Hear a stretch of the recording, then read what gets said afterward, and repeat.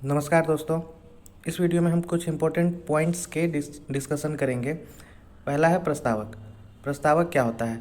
आवेदक जो पॉलिसी खरीदने के लिए प्रस्ताव करता है। प्रस्तावक खुद के जीवन का बीमा के लिए प्रस्ताव कर सकता है एवं वो अपने डिपेंडेंट जैसे कि अपने माता पिता, पत्नी और बच्चों के बीमा के लिए प्रस्ताव कर सकता है। प्रस्ताव पत्र, प्रपोजल फॉर्म, वह आवेदन जिसे भरकर पॉलिसी खरीदा जाता है। आप जब भी पॉलिसी करवाएंगे तो आपको एक मोटी 7-8 पन्नों की बुकलेट दी जाएगी जिसे आपको भरना पड़ता है, जिसे प्रपोजल फॉर्म बोलते हैं। पॉलिसी धारक, जिसके नाम की पॉलिसी होती है, जिसे बॉन्ड मिलता है। पॉलिसी धारक प्रस्तावक भी हो सकता है या कोई अदर आदमी भी हो सकता है। बीमाकर्ता, इंश्योरर, जो कंपनी आपको पॉलिसी देती है, क्लेम देती है, जैसे कि LIC, रिलायंस, टाटा, IGI, आदित्य बिरला, सन लाइफ इत्यादि। अभिकर्ता, अभिकर्ता वह व्यक्ति होता है जो कंपनी और ग्राहक के बीच का सलाहकार होता है। वह ग्राहक को अच्छा बीमा सजेस्ट करता है और उसे सलाह देता है कि कौन सा बीमा उसके लिए या फिर उसके परिवार के लिए अच्छा होगा। प्रीमियम, प्रीमियम जो हम पॉलिसी खरीदते हैं और उसकी जो किस्त दी जाती है उसे प्रीमियम कहते हैं। हम पॉलिसी के बदले में, अपना लाइफ इंश्योरेंस के बदले में जो भी हम पैसा कंपनी को देते हैं, बीमाकर्ता को देते हैं, उसे प्रीमियम कहा जाता है। बीमा धन, सम एश्योर्ड, जितने धन की पॉलिसी लेते हैं अर्थात मृत्यु के बाद नॉमिनी को जो राशि मिलेगी उसे सम एश्योर्ड या फिर बीमा धन कहा जाता है।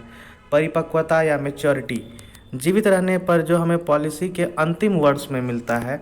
अगर किसी ने 20 वर्ष के लिए पॉलिसी लिया है और वह 20 साल तक जीवित रहता है तो उसे पॉलिसी पीरियड ख़त्म होने के बाद जो धन मिलता है उसे मैच्योरिटी कहते हैं, परिपक्वता धन कहते हैं। राइडर, किसी भी पॉलिसी के साथ लिया जा सकता है, जैसे दुर्घटना के लिए अतिरिक्त लाभ, बीमारी के लिए कोई अन्य राइडर पॉलिसी में जोड़ करके लिया जा सकता है। राइडर एक तरह से एडिशनल फीचर लोग ऐड करवाते हैं। अगर कोई पॉलिसी में किसी तरह का अदर फीचर ऐड करवाना चाहते हैं, जैसे कि किसी ने अपना बीमा करवाया है और वो चाह रहे हैं कि अगर उसका एक्सीडेंट हो जाता है तो उस केस में जो उसके हॉस्पिटल का एक्सपेंसेस है वो बीमा कंपनी पे करे, तो ये एक राइडर के थ्रू पॉसिबल हो सकता है।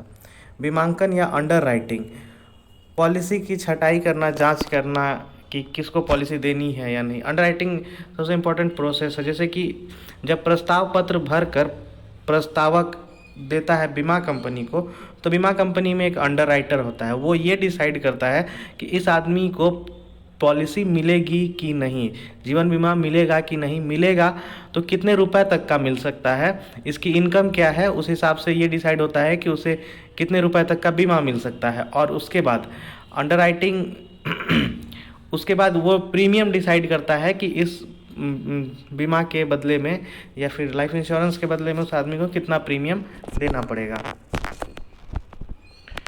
ट्रस्टी या न्यासी, जिसको विशेष कानून द्वारा नामित बनाया जाता है। परिपक्वता एवं मृत्यु दावा इसी के नाम पर आता है। अगर कोई ट्रस्टी बना दिया जाता है तो ये ट्रस्टी को नॉमिनी बनाया जा सकता है एक स्पेशल कानून के द्वारा। और इस अगर किसी को ट्रस्टी बनाया गया या फिर न्यासी बनाया गया तो परिपक्वता और मृत्यु दावा उसी आदमी को मिलेगा। विवाहित महिला संपत्ति अधिनियम, मैरिज वुमेन प्रॉपर्टी एक्ट, ये अगर कोई विवाहित महिला है और हाउस वाइफ है तो उसका बीमा उसके पति के बीमा पे होता है। इस एक्ट में यही है कि जितने का उसके पति का बीमा है, जितने सम एश्योर्ड का, पत्नी भी उतने सम एश्योर्ड या फिर उससे कम का बीमा ले सकती है। अगला है पृष्ठांकन या एंडोर्समेंट। यह एक प्रक्रिया है जो किसी प्रकार के परिवर्तन के लिए भरा जाता है, जैसे कि नाम, पता, मोबाइल नंबर, पॉलिसी का मोड या फिर कोई अन्य। अगर कोई पॉलिसी लेता है, पॉलिसी होल्डर का मोबाइल नंबर या फिर ईमेल आईडी चेंज हो जाता है, या फिर वो अपना नॉमिनी का नाम चेंज करवाना चाहता है, या फिर जिस मोड में वो प्रीमियम डाल रहा है वो चेंज करवाना चाहता है, तो उसके लिए जो परिवर्तन की प्रक्रिया है उसे पृष्ठांकन कहा जाता है। इसके आगे है समनुदेशन, असाइनमेंट। असाइनमेंट स्वयं की पॉलिसी किसी दूसरे को बेच देना या गिरवी रख देना या दान कर देना।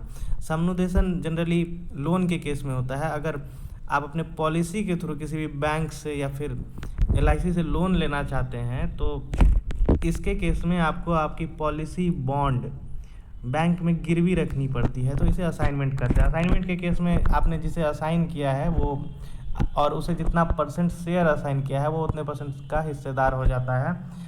पॉलिसी का बेनिफिट या फिर आपके डेथ के केस में जो क्लेम आएगा उसका भी बेनिफिट उसे जाएगा, या फिर मैच्योरिटी आएगा तो उसका भी बेनिफिट जिसे असाइनी बनाया गया या फिर जिसे असाइन किया गया पॉलिसी उसे जाएगा। संविदा, ये तो आप जानते हैं कि बीमा पॉलिसी जो है एक प्रकार की संविदा है, कानूनी कॉन्ट्रैक्ट है बीमा कंपनी और पॉलिसी होल्डर के बीच में। उप क्लॉज, यह एक प्रकार की धारा है जो ज़्यादा जोखिम वाले व्यक्तियों पर लगाया जाता है। जैसे अगर कोई पॉलिटिकली एक्सपोज्ड आदमी है, जैसे कि MP या फिर MLA, जैसे पॉलिटिकली एक्सपोज आदमी, या फिर कोई बहुत बड़े व्यवसायी हैं, जटिल कार्य करते हैं, तो ये उप क्लॉज उनके केस में लगता है। ये धारा पॉलिसी में एक स्पेशल, या एक बार यह धारा लगने पर पॉलिसी पूरी अवधि तक चलती है, और इस केस में जनरली प्रीमियम थोड़ा हाई हो जाता है।